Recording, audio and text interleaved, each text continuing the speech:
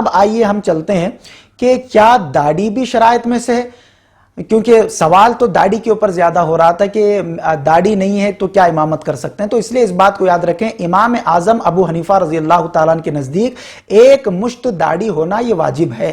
یعنی ایک مٹھی داڑھی ہونا، جب آپ پکڑیں تو ایک مٹھی وہ داڑھی ہو، ایک مشت داڑھی ہونا یہ واجب ہے.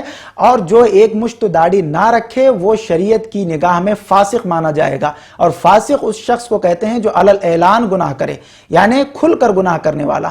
تو جو شخص داڑھی کاٹتا ہو یا بالکل جو ہے نا بلیڈ لگا کر اپنا جو ہے نا چہرہ صاف کرتا ہو، تو ایسا شخص بالکل امامت کا اہل نہیں ہے.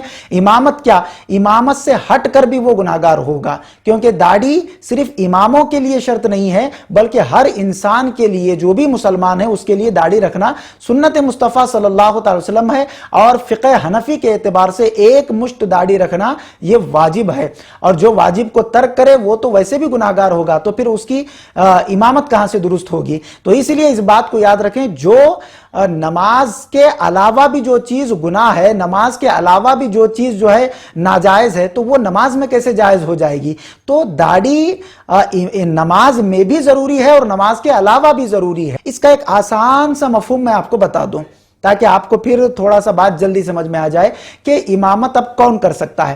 تو دیکھیں، جس شخص کی ایک مشت داڑھی ہو اور جو صحیح قرأت کر سکے مخارج کے ساتھ، جس کو قرآن حکیم پڑھنا صحیح آتا ہو، اور نماز کے کچھ مسائل، تو جیسے نماز کس سے ہوتی ہے، کس چیز سے ٹوٹ جاتی ہے، کس چیز سے باقی رہتی ہے، سجدہ سہو کب ہوتا ہے، نماز کے واجبات کیا ہیں، پورا کا پورا جاننا بھی جو ہے نا، اگر پورا کا پورا بھی اگر جانتے ہیں تو بہت اچھی بات ہے، اگر پورا کا پورا نہیں بھی جانتے، کچھ مسائل تو معلوم ہے، ایسا شخص بھی امامت کر سکتا ہے. امامت کے لیے عالم ہونا، حافظ ہونا، مفتی ہونا ہی یہ ضروری نہیں ہے.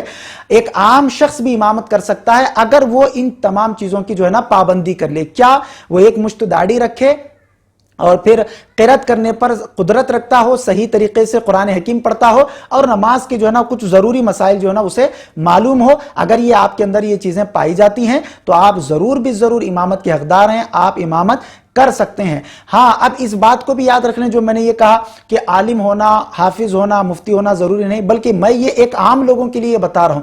اگر کوئی ایک عام آدمی جو عالم اور حافظ نہیں وہ امامت کر رہا ہے، اگر اس کے پیچھے کوئی عالم اور حافظ یا کوئی مفتی آیا ہوا ہے تو اب امامت کا زیادہ حقدار وہ مفتی اور عالم رہے گا جو اس کے پیچھے ہے، کیونکہ وہ اس سے زیادہ مسائل اور اس سے زیادہ نماز کو جانتا ہے اور نماز کے مسائل کو جانتا ہے. امید کرتا ہوں کہ تمام حضرات کا جو ہے نا جواب مکمل ہوا. اللہ تبارک تعالیٰ سے دعا ہے کہ کہنے سننے سے زیادہ عمل صالح کرنے کی توفیق عطا فرمائے. السلام علیکم ورحمۃ اللہ تعالیٰ وبرکاتہ. مزید ایسے ہی ویڈیوز دیکھنے کے لیے ویڈیو کو ابھی لائک اور ہمارے یوٹیوب چینل سید ساجد پاشا قادری کو ضرور سبسکرائب کر لیں اور بیل آئیکن ضرور پریس کریں تاکہ ہر نئی آنے والی ویڈیو کی نوٹیفیکیشن آپ کو ملتی رہے.